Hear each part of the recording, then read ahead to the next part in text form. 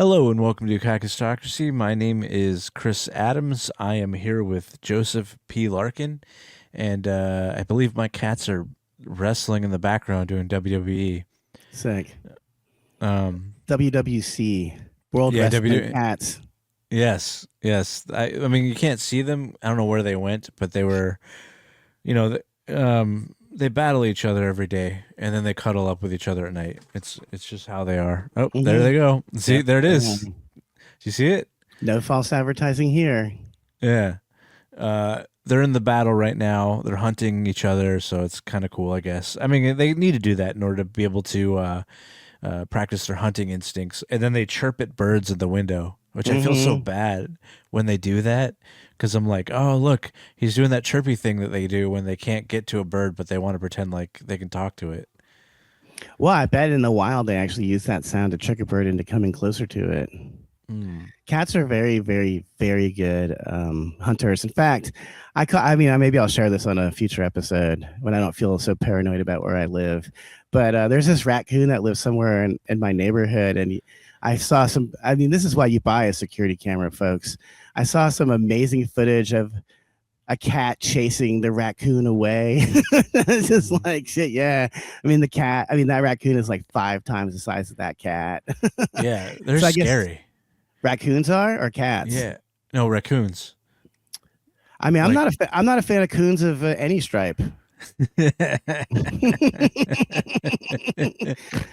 Not a fan of coons, rack or otherwise. Well, I remember seeing one when I was walking home late at night, and it crossed my path, and it hissed at me, and I was like, "Okay, well, I'm backing up."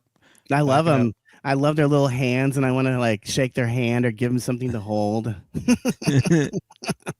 They're awesome, dude. They're so fat. You want to grab them and pick them up and hug them.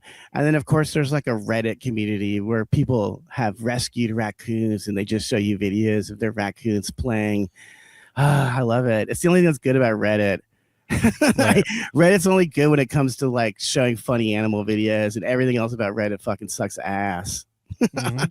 I mean, I don't post on Reddit every day. I just post when I have some free time to kill, usually on the weekend. Right. You know, when you're like lying in bed on the iPad, just dicking around. And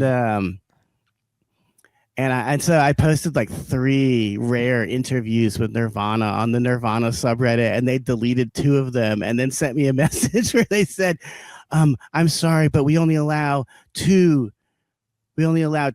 articles per fan per day. Please come back and repost those 3. It takes 3 fucking days to repost these. I'm not reposting shit, you fuckers. What's the point of this? Right. There's hundreds of thousands of people that just want to talk about Nirvana, and I found a fucking rare interview that's not been seen. In fact, the comments were all about how, wow, I never saw this before until you delete the other 3. Why didn't you just delete 2 of them and then leave 2 of them up? Then fuck these assholes, man. I don't give a fuck that I didn't write any of the content. I just saved a bunch of photocopies and then cut and paste the information from the from the original download site. That still took 10 minutes. God damn it! That's time.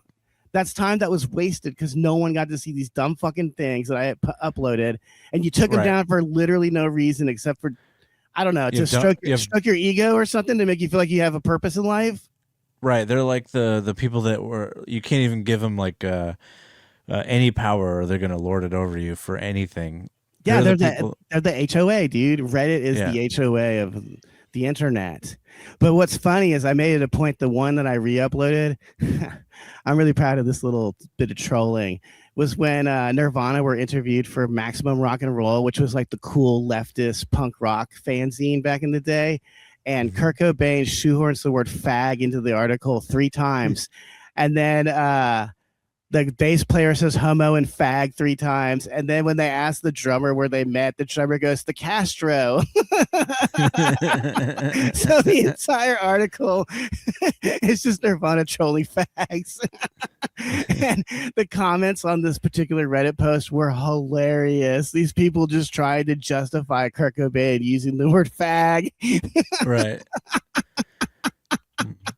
He's like he's totally doing it on purpose because they only did like 5 interviews in 1992. This is one of them, and another one was The Advocate, which is the gay magazine. So he was clearly just fucking with everybody all the time, and then people actually walk around and think he's a nice person or a liberal.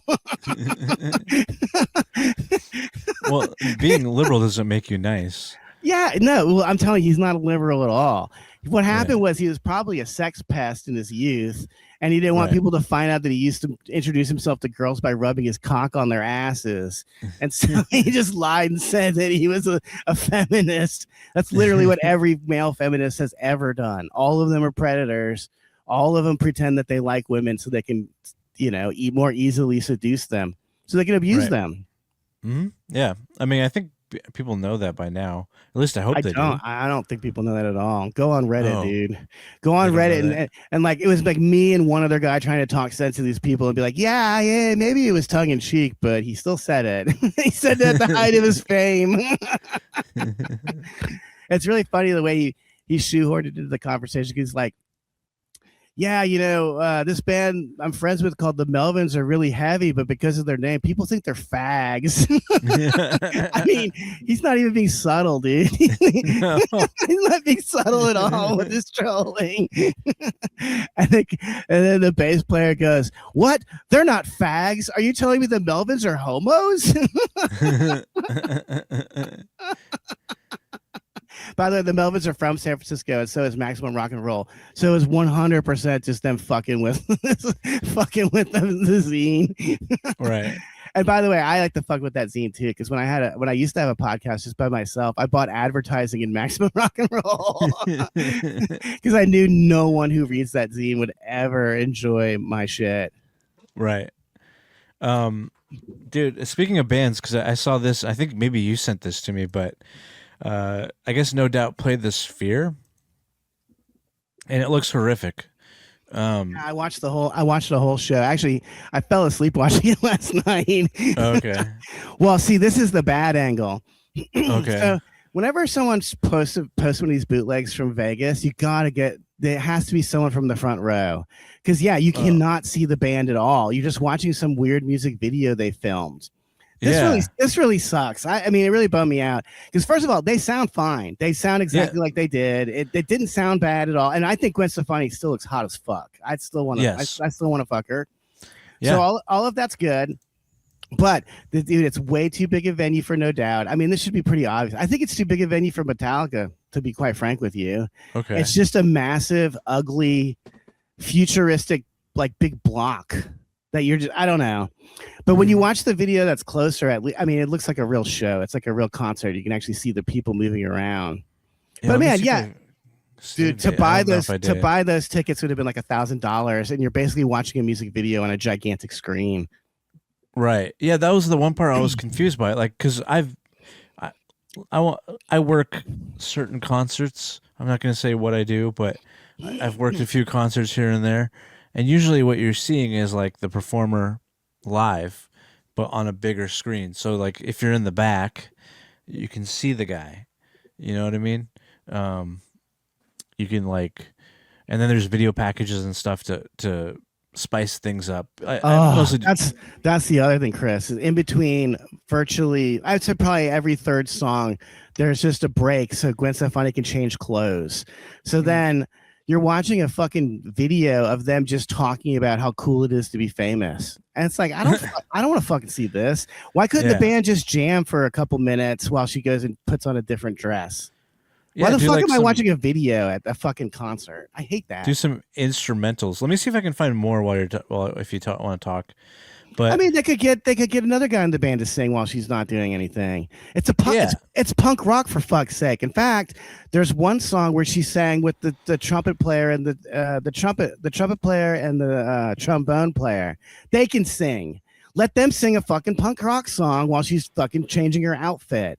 Why do you have to stop the show to watch a fucking to watch a video of people talking at a rock concert? It didn't make sense, and then I guess I can't find anything, but it was weird because like at least from this angle, I'm just used to seeing the actual people play it live in front of you, and I'm not used to seeing a music video of the same song but in a the weirdest way. Yeah, I mean, I guess they just didn't want to show the old music videos, but I don't want to see that either. At the concert, I want to see the band. Right. Right. Dude, if you had any seat that wasn't in the direct front row, that show sucked. I guarantee it. It sounded like shit and it looked like shit for sure. I just feel like, but also it's like, who the fuck cares about No Doubt? You really need to see them in the 21st century. They seem staunchly 20th century to me. The later end of the second the clock struck midnight on January 1st, 2000, they should have just fucking disappeared immediately. They should have just evaporated. They were done by then anyway, dude. Who gave a fuck about Return to Saturn or whatever their follow-up record was called? Yeah, I mean, I can't find. I can find like some slightly closer, but it still looks weird because it's like them normal size and this giant Gwen Stefani and it's still the old guys, but like this music video where you're like, why are we watching a music video of you performing that song live when it's like that's not live? What are we doing? Yeah, I wonder if they also make a little video because I fell asleep watching it. Where how they talk about how their first singer killed himself and all that stuff. Which guy did she date in the band? She dated the Indian guy. That should tell you that's like every Indian guy's fucking wet dream come true. What? I have a big dick and I get to fuck a blonde white chick? No way. Right. No way. That's kind of cool and edgy, like especially back then. He got her at the best time. Yeah, when she was 16 years old. Yeah, no one got her better than he did. Wait, I didn't know she was that young. Damn. Dude, Dick's so good. He fucked her when she was underage, and she wrote a whole album about him dumping her because she was underage. Dude, they're all sleazy fucks. Get out of here. And they're from the Orange County where I'm supposed to believe that racists live. Really? Did you know that there's this band called No Doubt, which has 2 black people and an Indian in it? They're from the OC, idiot. I know. Where's the racism when you need it? I know. I'm so tired of that word racism. I'm also tired of Nazis. Like, there's this. You keep talking. I'm going to get my cat out of there. Okay. I mean, dude, if real Nazis existed, we wouldn't be in the nightmare realm that we live in. What are you guys talking about? Nick Fuentes, that's the best Nazi you can come up with. He's a fucking gay guy and he's a spick. I don't think he would have been accepted by Hitler at all. How's he a Nazi? I'm so tired of this shit. All these like obvious gay guys that they try to present as like some edgy, like I know, yeah, some edgy racist guy. Like, have you heard? I heard like Richard Spencer, who was actually a Nazi. He's actually a Jew, by the way. Yeah. I heard him talking. He sounds like the biggest gay guy I've ever heard. I'm like, oh, okay, it's all SPLC's funded. I mean, it's great that came out, but all of us who are in the know already knew this was bullshit.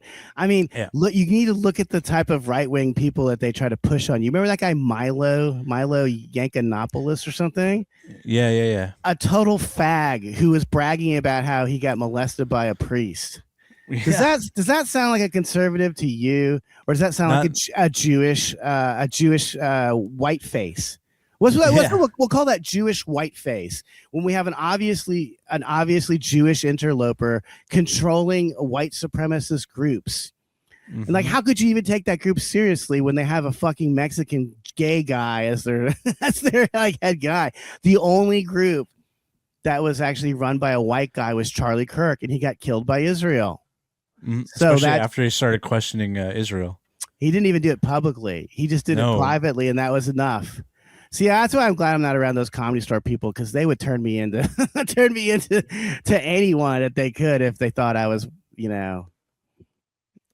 could get something out of it. Well, sure. I mean, I'm 95% sure that certain people we should even waste time naming them since no one knows who they are anyway. Yeah. But they ran their mouths to other people saying that I gave them some grand confession or something. And it's like, dude, I don't tell you anything about my life. I don't tell anyone anything about my life. This podcast represents the first time I ever told anyone anything about what actually goes on in my life. And it's just because I'm fed up. Yeah. No, because like I watched. I hate to bring this up because I know you hate these, but I watched that a little bit of the roast that they did. Tony Hinchcliffe was on. I know. Would it be funny if I just threw the microphone down and left? It would be like, well, I guess he's gonna go get cat food. It looks like the liquor store closes pretty soon, so he's gonna in a hurry. I mean, dude, I couldn't do it. I mean, Tony is so ugly, and he was clearly all coked up and sweaty. It's really fucking weird. I saw none of it with the sound on. There's just GIFs going around already on Twitter. Yeah. Dude, okay. People were trying. It annoys me when people go, "This is comedy," right? That's what they're saying. Some people are saying. I don't believe it. I mean, I don't think it's comedy, and I'm a comedian, so my opinion is better. I feel. Yeah. I just personally looking at roast, all those jokes that they did, they've already done. Yes, on the past roast. It's lame and obvious. Sometimes I think that they just change the names and just keep the rest of the script going. Mm-hmm. Like if I ever did it, I can tell you right now basically the three things people will say about me. Number one, I'm a ginger. By the way, I'm not even a ginger. Just have a red beard.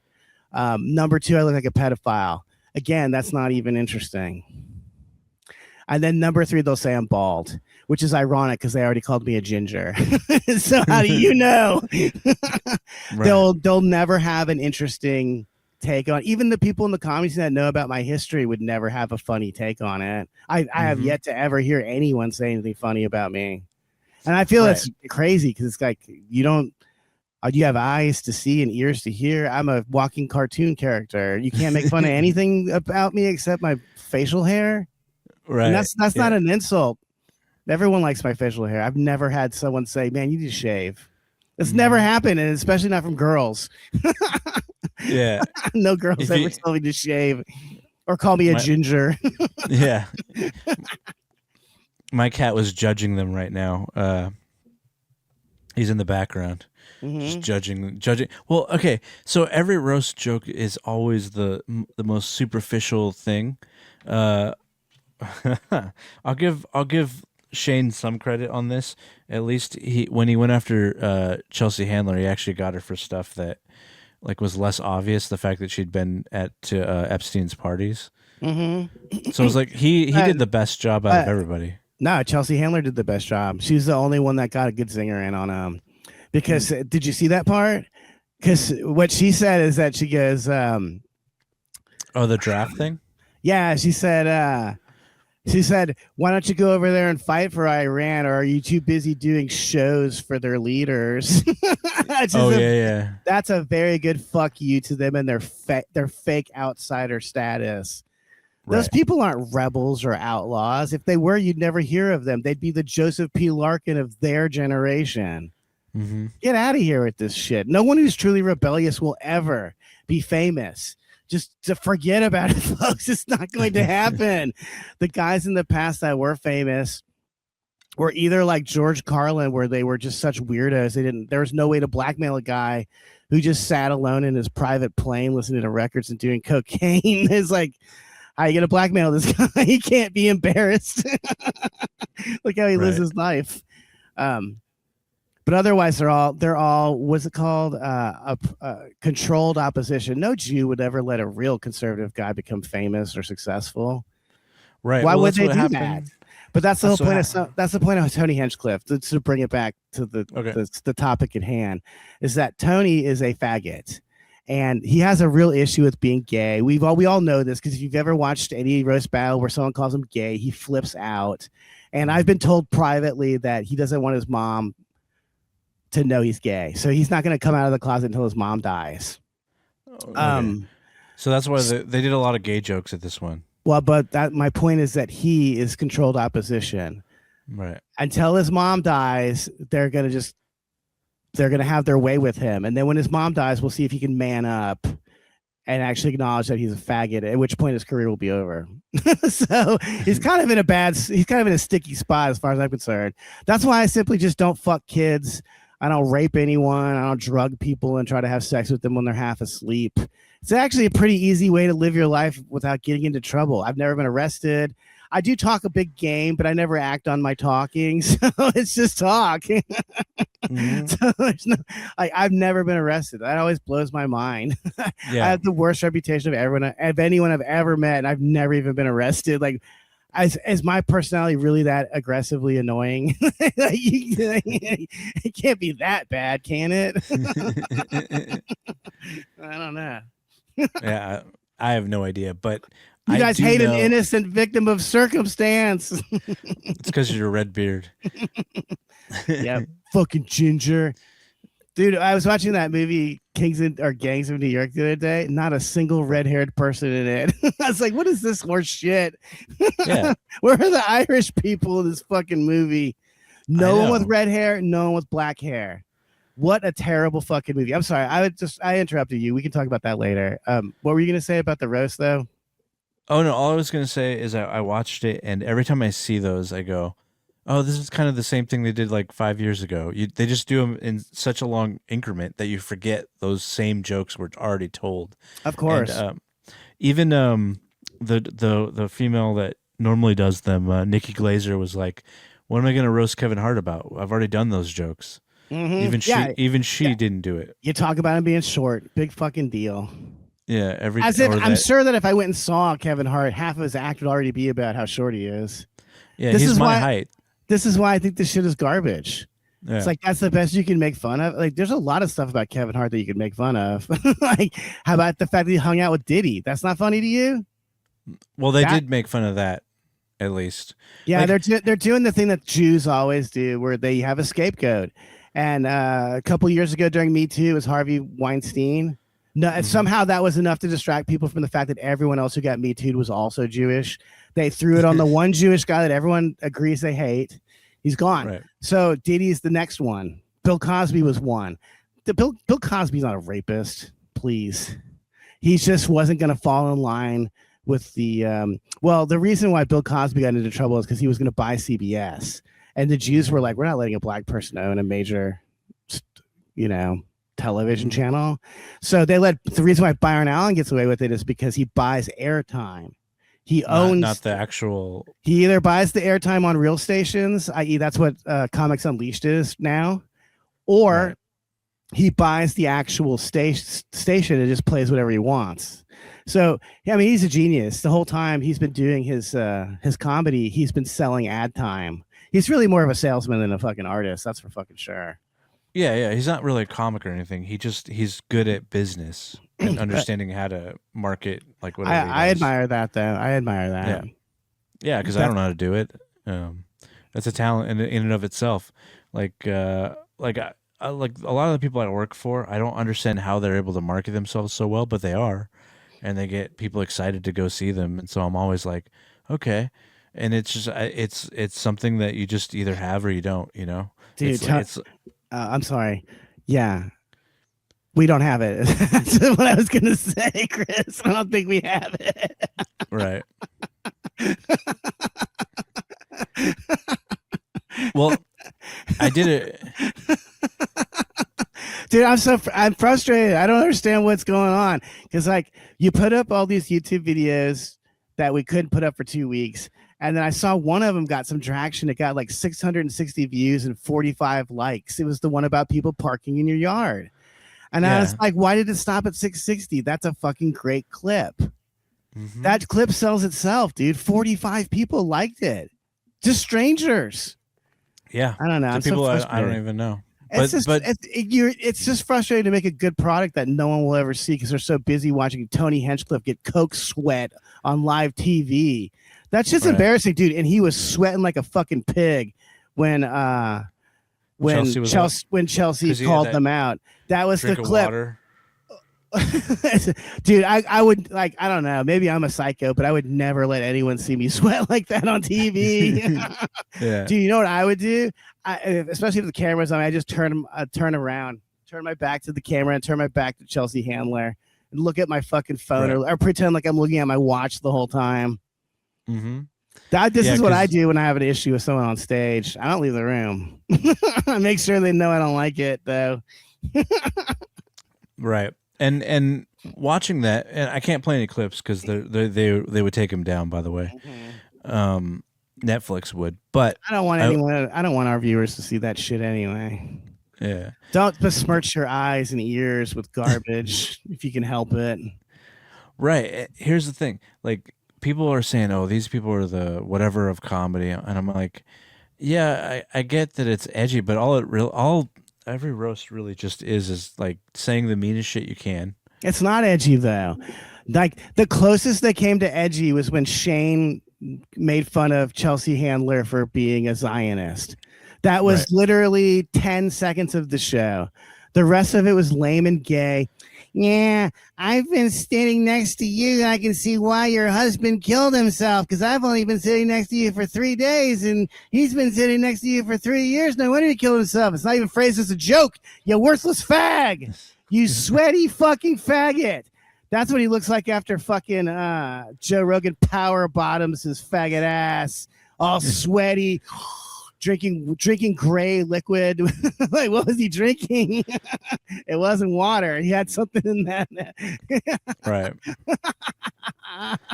Dude, I have to say, I love to watch him sweat. There's nothing funnier than me than watching him reveal what he really is to the audience like that. Anyway, speaking of reveal, though, so TMZ got footage from someone's camera of Kanye who was there. Mm-hmm. And if you look, most of the seats aren't filled. Oh, of course not. No. In fact, the people that you will actually see on TV, those are paid. Plants, yeah. Yeah. I've been one of those guys. I know exactly how this bullshit works. Mm-hmm. No one, dude, no one, it's all fake, dude. It's a fucking House of Shadows or something. Yeah. Well, I don't think that TMZ realized that that's what they were revealing. They were just excited to show Kanye's reaction to Pete Davidson make fun of him, or whoever was making fun of him. Mm-hmm. But he didn't have a reaction. He didn't give a shit. And then all I noticed when I watched this was I saw Kanye, and then I looked over just like a half a centimeter, and there's all these seats that are just open. And I'm like, oh, no one's here. Like, not that many people are there. They pretend it's like super packed on TV, but it was pretty empty. Mm-hmm. I mean, the No Doubt show was packed. I could tell. We could tell when we watched that video clip. You'll never see an angle like that on a live TV show where they actually let you see the entire crowd. Because, there's not a crowd there. I mean, I was really embarrassed for a lot of that. I mean, I'm embarrassed for the whole comedy scene in general. But when I saw Nick Mullen was one of the writers for the roast, and I was like, man, you're such a loser. Like, I can't believe I ever thought of you as a friend at one point in my life. I mean, this is a long time ago, but but this guy is such a fucking loser. And he was a loser when he hung out in LA, too. Yeah, dude, dude, he looks so crazy too. Like, I don't look like as homeless as this guy, even though I am more impoverished than he could ever be. Do you remember Keith Carey? Yeah, of course I do. Fat fuck. Fat fucking, fat fucking underage child fucker. Yeah, of course I remember that fucking criminal. Oh, geez. Is that why he doesn't write for any of the roasts anymore? Because he used to write for all of that stuff. My man Earl, I think, threw him under the bus. He's probably not welcome anywhere near the Comedy Store.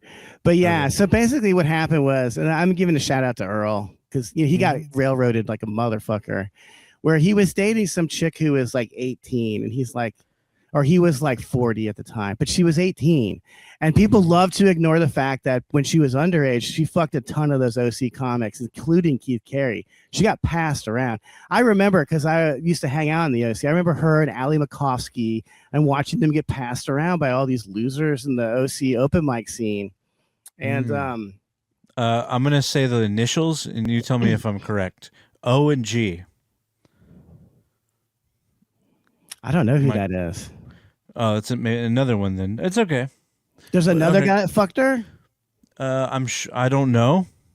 I just know that we'll have to discuss this off mic, because we might be getting into litigious territory, but I'll totally go to court over Keith Carey, because he's a little fucking shit. Little faggot. Well, I'm not going to say, but it's not my place to say. I don't know if it's just. Anyway. I do know. It is my place to say, because these fuckers love to run their fucking mouths and pretend that they're all high and mighty and liberal morals. And it's like, man, you fuck underage kids. And she was fat. You didn't. Yeah, fuck a fat girl who was underage. Like, what is wrong with you? Oh, Keith Carey fucked a different chick that was underage too, but I don't remember what her name was either. I love it because all these people run around and say I'm a sleazeball. Well, I don't. There's no rumors circulating about me fucking underage girls, asshole. So fuck you. Right. But anyways, they gave Earl a bunch of shit for dating her like legitimately. And it's like, he didn't do anything wrong. First of all, she was over the age of 18. Secondly, if she wasn't, he just did the same thing all of you did. So who the fuck are you to fucking say shit to anyone? Right. Hate that fucking shit. I'm so irritated. I might ask Earl to be on our podcast soon, just to get him going too. He seems like a funny dude. I always liked Earl. Me too. He's great. Great guy. I remember him from the zoo back in the day. He's the guy that started the zoo. Isn't that crazy? When it was good. Yeah. When it was really good. Yeah. By the time that, what's that guy's name? Ron Swallow. Way better than Ron Spitz, but anyway, Ron Swallow, he drove that mic into the ground. Then Tamo finished it off. It's not worth going to now. In fact, I want to go to it because it's not far from my house. Mm-hmm. But every time I've gone there, it's just a waste of fucking time. It's so bad. Like you'll go in there. It's the same with most comedy everywhere, where you show up. It's like, holy shit, the bar is packed. There's a bunch of guys here, and there's some chicks here too. This is gonna be awesome. And then the second the guy goes up and said, okay, we're going to have up my comedy starting in 5 minutes, everyone pays their tab. It's like someone threw a bomb in the middle of the room and everyone just scattered. Fuck! Let's get the fuck out of here. You know what I think it is, and we talk about it off mic as much as we talk about it on, but so many comics are so grating personally. They don't know how to talk to women in general off mic. Like, I think I could talk to women off mic if I needed to. I don't always, but I know, if I have to, I will. I don't try to, but when I do, I'm like, I can. I can be entertaining. And so many of these comics, I don't know if they don't hang around with normal people all day, because I've always worked like jobs where you had to do somewhat, not sales, but you had to be friendly towards the public. So I know how to like talk to regular people, I know how to just, and so these guys will go up and they'll say these almost evil things and say I'm joking. And I'm like, A, they don't know you, so this sounds bad. Yeah. What you just said sounds like you're a horrible human being and you have bodies in your basement. So I wouldn't do that. But number two, it's like, do you not know how to just have a normal conversation with people? You don't start off with the craziest shit. You go, hi, I'm so-and-so. How are you doing? You just start slow. Like there's a way to do things and you just did it wrong, Mm-hmm. And so, but they don't know how to not take that on stage. And so they take that exact same vibe onto the stage, and then normal people that just work a 9-to-5 job, that just want to just laugh at some stupid shit. They listen to these losers talk about how much they masturbate, and you're like, nobody wants to hear that. Nobody cares about what you're talking about right now. How about you just come up with something completely different and maybe interesting? I don't know. Learn how to be interesting. It's not the most difficult thing in the world. You can be crazy like that eventually, but you got to earn that. Yeah, amen.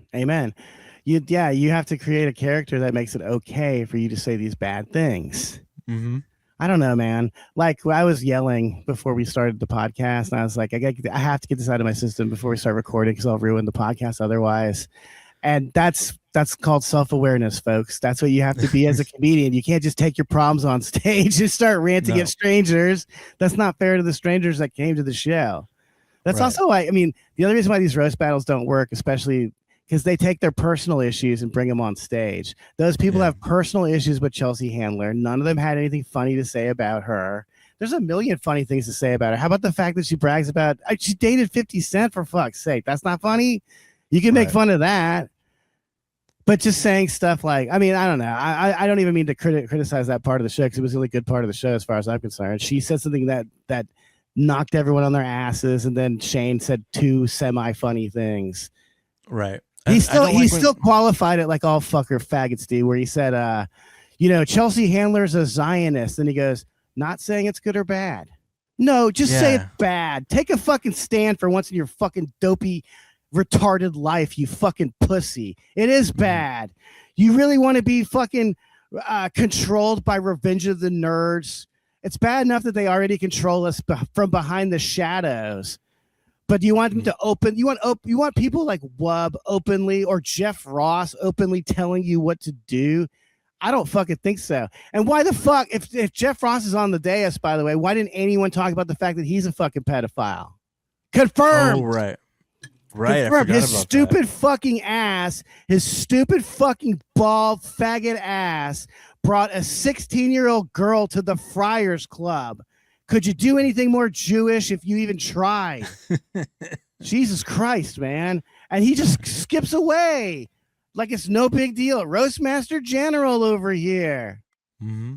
Fuck that, dude. Let me tell you what a fucking faggot. He looks like a big penis.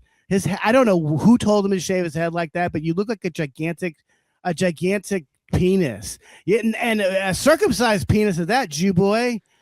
You look like your own dick. But so this is how he writes jokes. This is how he wrote the jokes for that roast battle. There was a guy named Pete C. Rest in peace, Pete C. Even though you're still alive, you don't even know it. But I'm your only friend in the scene. You should hear some of the shit they talked about you behind your back to me, Pete. They used Pete because he grew weed, so he was getting everyone high as a kite there, and that's the reason why he was tolerated. Pete C. And so what would happen with Jeff Ross is he would tell Pete C he wanted to buy a bunch of weed, and then Pete C would bring a bunch of weed over and he would not get paid. And then Pete C would say he was having a party where he gave out the free weed that he stole basically from Pete C. And then Pete C will never say this, so I'm just doing this on his behalf. Be a man, Pete C. These people fucked you and you need to get your revenge. Being in the group chat with Jeff Ross and whoever, that's not as good as having dignity and having some self-respect. Okay, buddy. Whatever.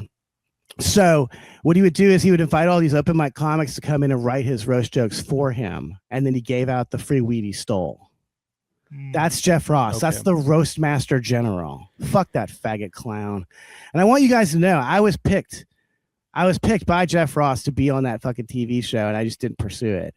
He's creepy. He gave me the fucking creeps. I don't want to be around him, and I don't want to be a part of that show. And I definitely don't want to make him money off my fucking talent. No one makes money off of my talent but me, which means no one makes money. And also not you. Yeah, I was saying that no one's making money off of my talent right now. But that's okay. Just as long as it's not some fucking Jew, that's all that matters to me. Yeah, he's so fucking lame. He's such a fag. They're all so lame. Oh, he had a fixation on me because I guess I went to some birthday party and his ex-girlfriend was like grinding up on me, but I was all fucked up on mushrooms, so I didn't even understand what was going on. There's a really funny picture of this girl in a bikini, like an absolute 10, like staring down at me lovingly, and me just going, because I didn't know it was going. I have to go take that picture up because it's fucking hilarious. It's my entire romantic history summed up in a single photo. Anyway, so she was like all over my ass at this party, and I was too fucked up to do anything about it. And so the next time I saw her at the Comedy Store, she walked up to me and started talking to me, and she goes, "You don't know who I am, do you?" And I was like, "Nope." Nope. That's girls confuse stupidity for game. But never forget that, fellas. Like she didn't think I was just high as fuck and unable to act. She just thought that I rejected her. Yeah. You're not pretty enough for me. But also I would have rejected her anyway, because I won't fuck someone that fucked Jeff Ross. Like, get a fucking clue. No. Dude, imagine being 16 years old and fucking Jeff Ross. What a waste of your female potential. Hmm. I'm sure she's deeply ashamed of that shit now. I hope so, because I would be. I would be like, oh, He's not you ashamed of know, it at all. He's fine with it. Whatever. yeah, yeah. I didn't know that. I didn't know that he had people write his jokes by like bribing them with stolen weed. Of course he did. He's Jewish. What part of Jew don't you understand? Jew. You think he would ever like they all pull that same scam at the Comedy Store? Because I had a bunch of them do that to me too, where they'd be like, "Yeah, dude, if I buy you some weed, will you come over and help me write jokes?" And it's like, no. Weed is going to be, first of all, I already have weed. Okay. I have an endless source of weed. You're talking to a guy that used to get free weed at the dispensary all the time. Okay. I don't need Jeff Ross's weed. I got my fucking own, dude. Having game. That's what you need. So I don't need his weed. And I'm not going to write you a joke which you're going to use on stage for the next 15 years every fucking night and get paid for. And for weed, eat shit. Give me $5,000, dickhead. Right. You want to go out on the road and use my fucking jokes? Give me fucking money, idiot. Need your fucking free weed.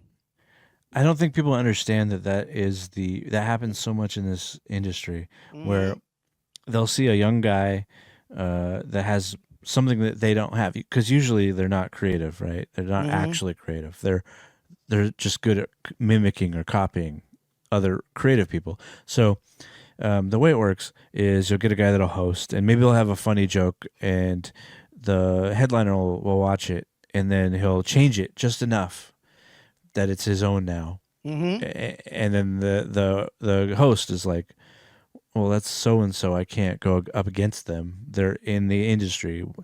I guess I'll just do something else. I guess I'll just get raped. I guess I'll just lie back and enjoy it, like Bobby Knight said I should do. Yeah. Nice Bobby Knight reference for you guys. Yeah. Does anyone know that quote? I don't know that one. He was asked what a woman should do if they're being raped, and he said, "Well, if it's inevitable, just lay back and enjoy it." That's what he fucking said. Oh my god! Who's gonna lie back and enjoy getting raped? Like, what are you talking about, dude? I know.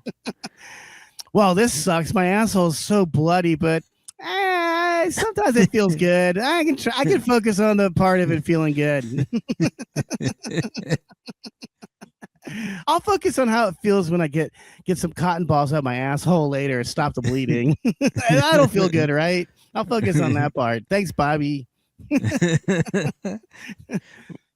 But yeah, so people want to work in this business so bad that they'll just accept being taken advantage of, and it happens all the time. It's like most of the comics you think are geniuses, you just don't know who they're stealing from. And none of them are geniuses. They're all lame stains. Yeah. Anthony Jeselnik sucks. They all suck. I would never even say yes to these, because imagine wasting time writing roast jokes about, I don't even remember who the guy was. Kevin Hart. Who fucking cares? I can't take that on the road with me. That was what I was talking about when I was saying this guy's going to use a joke for 15 years. I can't use any joke I write about Kevin Hart for 15 years. Like, that's just not a good idea. Just not smart business. What about when well, actually I already know the answer. When the roast master does, what's his name? I don't even remember his name. Jeff Ross. Jeff Ross, when he does those, he'll line people up and just roast them. That's just prepared shit he's already thought of. It's not improv. No, of course not. It's just stuff he's doing. It's prepared shit someone else thought of. I also like, it's hard for me to watch these roasts too, because like people like Jeff Ross and Tony Hinchcliffe who are so viciously ugly. You're insulting someone else. I'm just like, what world do we live in where Kevin Hart is less attractive than Tony Hinchcliffe? I mean, what world do we live in where Shane Gillis gets to criticize Chelsea Handler? Shane Gillis, you're a fucking a dog. I don't even like Chelsea Handler, but I'd much rather be stuck in a car alone with her than you. She's beautiful. Like, what are you talking about here? Well, and just every time he laughs at his jokes, I'm like, what are you doing, dude? He thinks he's a fucking hilarious guy. It's probably the first time he's actually heard the jokes out loud, though, since he didn't write any of them. Yeah. Well, and at least they admit that. I'll give them some credit. But I was telling you this earlier that I watched the Kevin Hart's Funny AF thing, which is basically Last Comic Standing, but you could curse. And they had a section in there where they prepared the people to do roasts as one of the contest parts. So first you just did your stand up, and then you did stand up a different 5 minutes again. In L.A. was the main city. So wherever you came from, you ended up going to L.A. Even if you were from L.A., you'd still go back to L.A. again, and then so the first two were just normal stand up, and then by the third or fourth round, one of them you had to roast as your thing, and if you didn't roast well enough, you got cut. And I'm like, how is this training you for like being a real comedian? Because most comics don't roast. Like some of the best you've ever seen don't really do it. Like I've never seen George Carlin roast any one of those, and they were around when he was in the mix. Like I've seen other people do it that were around that time, and he didn't do it because that's not who he was. I will make a small correction. He did do it. He did. He roasted Arnold Schwarzenegger, and you can actually hear this recording on iTunes of all places. But the thing is, it's George Carlin. He just used Schwarzenegger as a jumping off point to write jokes about stuff in general. I mean, George Carlin doesn't know Arnold Schwarzenegger. Like what? Yeah. That's what I'm saying. Like these roast battles are shit. Like they don't know each other. They're not friends or enemies. It's just Hollywood nonsense. Right. Hollywood shit. It's like an award show for comedians, but it's roast jokes. So it's just you guys saying your best little quips that are pretty much. I mean, all of them are written by somebody else. Dude, none of this shit is anywhere as good as Yo Mama. Do you remember that show on MTV? Yo Mama. Yeah. Tu madre. That show is fucking great. And it was great because it didn't have a single professional comedian on it. It was just regular people that were just funny. And I'll never, because there was one guy on it that was just this like nerdy white kid that would always wear a little suit. I think Alan Strickland Williams stole his like stage presence from this guy, his persona from this guy. But he was great because he was this nerdy white guy that would be like, your mother is so fat, or like your mama is so rank. But you'll never see anything like that on the roast battle. True originality where the guy is not even trying to be black. Yeah. He's not trying to be like the other competitors. That shit was great. Yo Mama. And P.S. Yo Mama never got released on DVD. You cannot find it online anywhere. It's one of the few fucking things that MTV will actually like copyright strike. It sucks because I have such fond memories of that show. Because I remember when I lived in France. There was only 2 shows that came on that were in English. Yeah. Yo Mama and Just Shoot Me. Isn't that weird? So this is why the French think we're idiots. The only culture they ever saw of ours was the most retarded shit imaginable. I will say this. The only roast I ever liked was like an anti-roast by Norm Macdonald when he did it. Yeah, I always thought someone would bring that up. It's funny because he would never waste time writing jokes on Bob Saget or whoever the fuck he was supposed to be roasting. Yeah. Because I forget, he talks about it in one interview where he's like, everyone was doing these mean jokes, and I was like, I'm just going to do the complete opposite and just do these old like school jokes that are just stupid. And it was great because it was so weird. Yeah, he says something like, the jokes are great. And he actually he reads out of an old school joke book. He steals the jokes. As I said, he didn't write any jokes. He just stole a bunch of jokes. And one of them, they're so corny. I love them. One of them was like, Bob Saget, he should get into bird watching because that guy's for the birds.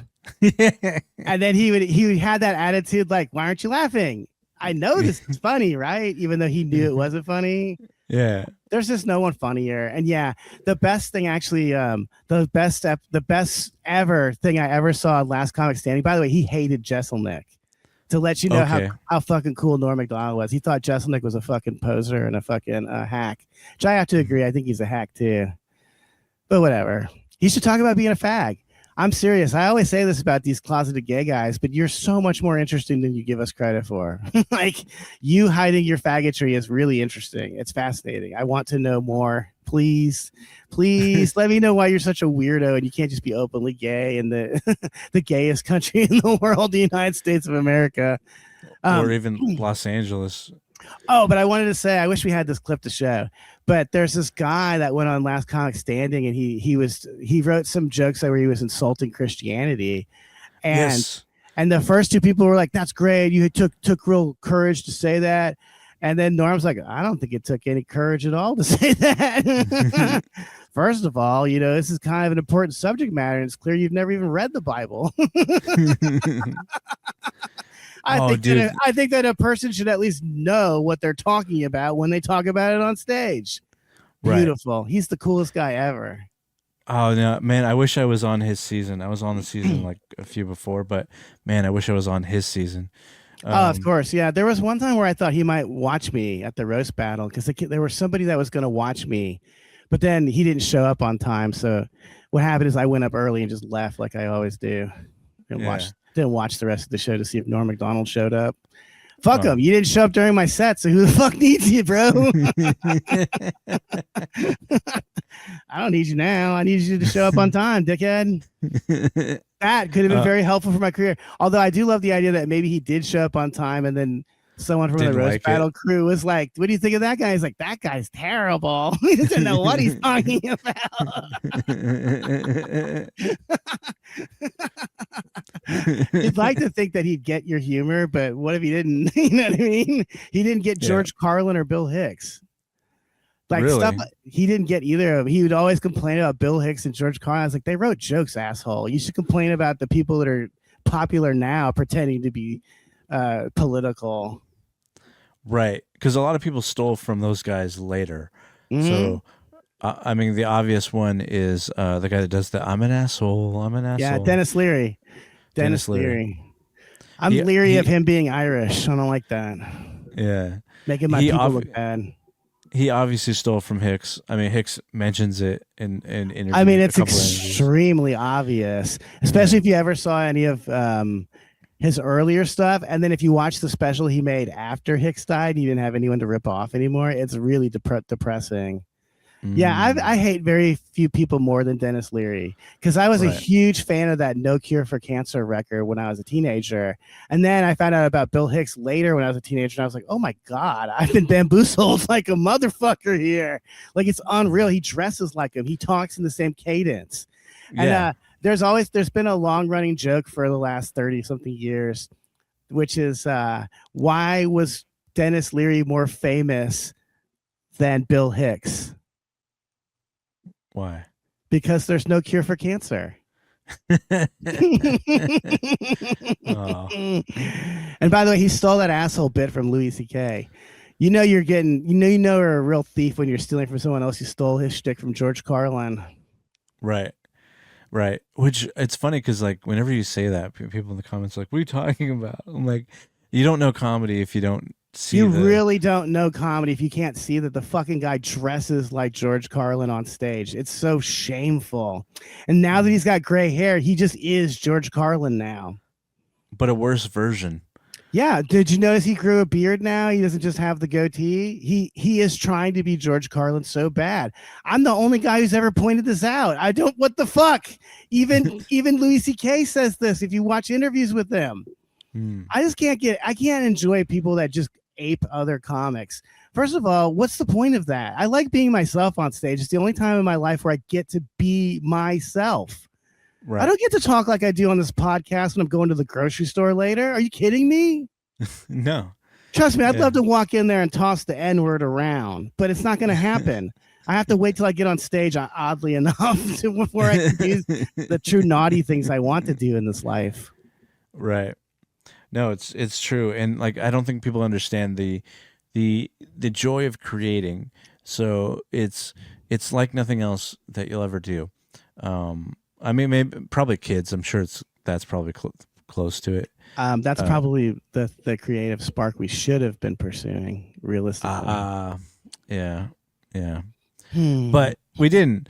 So we create ideas, and it's like my favorite thing to do is when I go on stage is to not know what I'm going to say exactly, and then try to like just have like a kind of a rough idea of what I want to say, and then let my brain figure it out in the moment. Because like it's more exciting than if you just wrote a set every time and did the same set every time. If you just let yourself like what do they say? Do the high wire without a net, basically. It makes you have to be more present and in the moment, and that's the trick that everyone else is doing is that they're acting like they're in the moment, but they're not. Whereas, like, I think you write enough. Hopefully, I write enough where you can be in the moment. You know, and so like I think it comes off more genuine when people actually watch the shows we do because they're like, oh wow, I've never seen anyone do that. I'm like, yeah, because like I do have material, but I'm also like going off and just saying random shit at times, and then when it works, it's like yeah, like I said, I'm sure having kids is a way better feeling, but it's all I have. It's what I got. So I want to end real quick with this video. It has nothing to do with what we're talking about. We talked a lot about comedy this episode. Sorry. Normally I don't like to do that. That was 2 episodes in a row full of comedy talk, dude. But it wasn't too bad with Cole. No, because Cole had self-awareness. He said multiple times, I'm talking too much about comedy. Yeah. And of course I didn't want to say, yeah, you are, but I just subtly was like, hey, didn't you used to know Bruce Willis? Yeah. But I wanted to end on this because this is a crazy motorcycle crash in Canada. Yes. Do you see this? I've seen it, yeah. He hit the fucking light too. Yeah, he's stuck. Or well, I don't know where he is. He might be dead. I don't know. He might be alive. I hope he's dead. I'm so tired of these. I hate them. I hate motorcycle people. That's one of the situations where like I hate to be like one of those people, but I'm like, yeah, you got a tiny dick if this is what you get off on, riding around on a motorcycle. You fag. You're a fag. You dress like a leather boy. Am I supposed to think I'm supposed to respect you? You're a fag, dude. Leather boys dress like that. Like, what are you doing? What the fuck are you doing with your life? Man, you guys just don't know the freedom of being on a Harley, blocking up 2 lanes of traffic because you're a fucking dickhead who won't go the speed limit. To feel the wind in your hair as people honk at you from behind. Whether you ride a motorcycle or you ride a bicycle, you're a faggot in both scenarios. Yeah, that reminds me. Let me see if I can pull it up. Where this cyclist gets wrecked, and it's the most hilarious thing in the world. I can't even play the music because I think there's music on this, but yeah, this dipshit. I love this one. I love it. I hope you crippled yourself for doing that. This is an India, this is like an Indian kid, by the way. Oh, really? Uh-huh. Yeah, there's a much longer version of that which I saw where he was doing it for a long time. Yeah. That stupid thing that black people do here where they pretend like they're about to run into the car with their bicycle. These Indian kids do it as well, but instead of crashing into cars, they crash into like a train. Someone just standing in there minding their own business. Or an electrical wire. I wanted to talk a little bit about Indians before we leave, just because these little tidbits of information make it a little bit more, I don't know, understandable why they do the things they do. Well, one thing that we really need to think about is that here in America, it's a Christian country. Now, whether or not you are Christian, whether you're a believer or not, doesn't matter because you have Christian values instilled in you by virtue of the fact that you live here. We consider life to be precious. Okay. Right. We think that we only have one life and this is it. And if we die, we will either go to heaven or hell. So the stakes are pretty high. The stakes are high as fuck. Stakes is high, as the rap group once said. Tribe Called Quest said that. Stakes is high. But to Indians, they believe in reincarnation. They believe that life is not valuable. It has no value. In fact, you might be better off dying in this life so that you can leave the caste system in which you were born into, because you can't leave your caste system in any other way. You have to fucking die. So this is why they walk so close to the train, because it doesn't matter if they die or live. They know it. In fact, I guarantee that everyone that you ever see getting hit by a train is somebody who's in a low caste. Okay? So this is why they're not going to ever assimilate into our culture. They can't. It's impossible. Because when I have a problem with my neighbors, I think, this guy might get a gun and shoot me. When I have when my neighbor has a problem with me, he's like, oh wow, this guy might get a gun and shoot me. You know? You think that guy wants to live in Canoga Park? No, he wants to live in like, you know, a nice McMansion somewhere. He doesn't want to share a wall with me as much as I don't want to share a wall with him. Right. And he's hoping in the next life he'll move up. Exactly. He knows he can never move up in this life. He knows it. Isn't that something? That seems like a real nightmare to have to live with that. And I don't want it anywhere near me. I sure as fuck will never, ever live like that. Oh, you know something kind of funny? Just a side note. Something I saw on TV. Do you see this Dick Tracy action figure up here? Oh, yeah, I think so. It's for the Tramp. I don't know if anyone saw the movie, but Dick Tracy he dresses like a tramp at one point as a disguise. But anyways, I was watching TV I was watching some nerdy TV show. It was about collecting toys or something, and they said that's the rarest of the Dick Tracy figures. It's also the only one I own. I just thought that was kind of interesting. Like sometimes I guess collecting toys might pay off if you just, because I only bought it because it was just like $1 or something at some used bookstore, and I was like, I used to have this when I was a kid. I want this again. Right. Now I could actually, might be able to flip it for something. That's kind of exciting. I don't know. That is. Now cat food. Now, next to the exactly. Now I can feed the cat some more. So next to Dick Tracy, we have the female Ghostbusters. Those are never going to be flippable. They are worth nothing. They are only valuable in the context of our podcast if you recognize what they are and why I think it's funny to hang them up in your eyesight. I've never noticed that before, and that's hilarious. Oh, there's all kinds of little secrets back there. No one ever notices. Nice. No, no one's ever pointed that Jesus is back there. he's just back there. See him? There he is. Okay. I don't see him, but I'm sure. Oh wait, I see him. Yeah. You can feel his presence. Yeah, he's watching over all of us.